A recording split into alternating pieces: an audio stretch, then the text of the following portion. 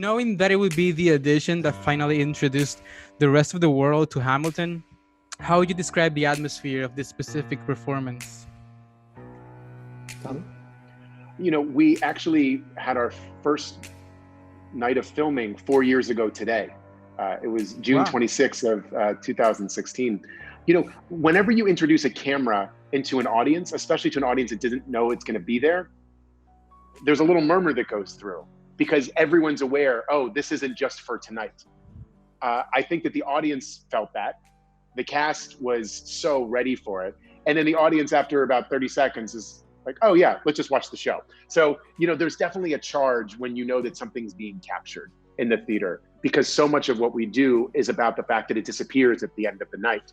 And you can sense there's a thickness in the air when you know that, oh, this one might be the one that's forever, because so little of what we do in theater is forever. But this company was so well prepared, and their performances were so robust, and everything you see in the film is completely indicative of what they were doing every night, 8 times a week. Lin, do you consider this to be one of the final forms of Hamilton before maybe putting it to rest and focusing entirely on other projects? Because I know people are eagerly waiting for a movie adaptation. It's like a Pokemon. What is the final form of Hamilton? By the way, I know you like Pokemon. Yeah, I mean, absolutely. My son has grown newly obsessed with it. In a way, yes, because one of the things we realized really early at the public, and then when we moved to Broadway, was we never had enough seats for all the people who wanted to see it. And so what are our priorities when faced with that reality? One was to prioritize students. So we created the EduHam initiative, and now 250,000 students have seen Hamilton live for $10 across our touring companies, because we just felt like if history teachers can't bring their kids to this show, we messed up. And two, making this movie, because we knew that we had something special with this company, and we didn't know what the appetite for that would be years from down the line, but we knew we should get it before these people leave the building. And so I'm so grateful that 4 years ago today, in this hour, we were probably gearing up for our first close-ups. In this moment where there is no live theater because of the pandemic, we have this kind of giant love letter to theater in the form of this film. What about a movie adaptation? Have there been any talks about it? Not really. Honestly, I feel like we hacked the system by actually getting the thing I spent 6 years writing on screen, and in a form that the world can enjoy it. That's not to say that there won't be one someday. Sorry, my kid just ran in.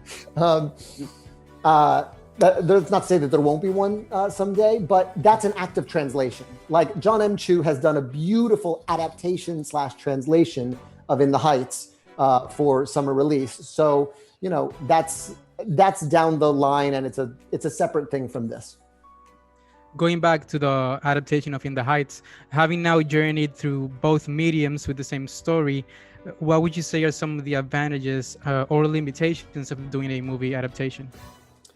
Well, like I said, it's an act of translation. So the movie, while I'm incredibly proud of it, it's not the show, and that's okay. We have the show that Chiara and I and Tommy spent so many years sort of working on and grew up writing in a very real way. And what I credit John with was he really dreamed big for the movie. There's a world in which this is a little indie musical that takes place across one block. But I think with Crazy Rich Asians, he learned to swing big. And he applied that. He said the story may be small in height, but the dreams of these characters are enormous, and they deserve big musical numbers, and they deserve a huge movie landscape. And for me, the greatest joy was in filming those numbers with the community and in the streets of Washington Heights, because you write about a place, and to actually see those songs taking place in the place they're about was such a dream come true. My wife grew up in this neighborhood. Her grandmother's building is in When You're Home. I can see the pool I used to go to in the summers in 96,000.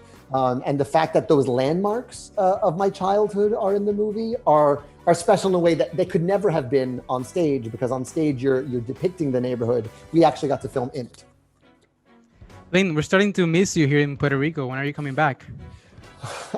When can any of us go anywhere?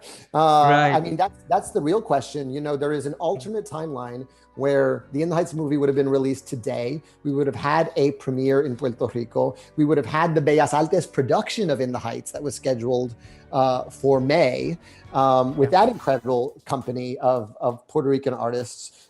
So the goal is when we can safely gather.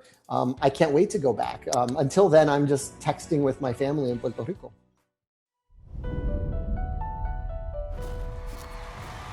Ladies and gentlemen, welcome to the show.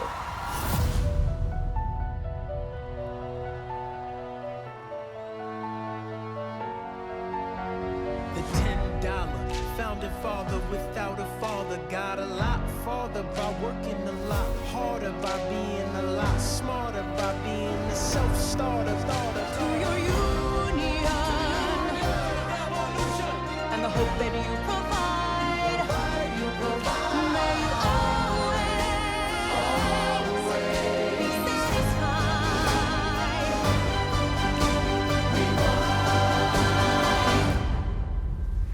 This is Hamilton.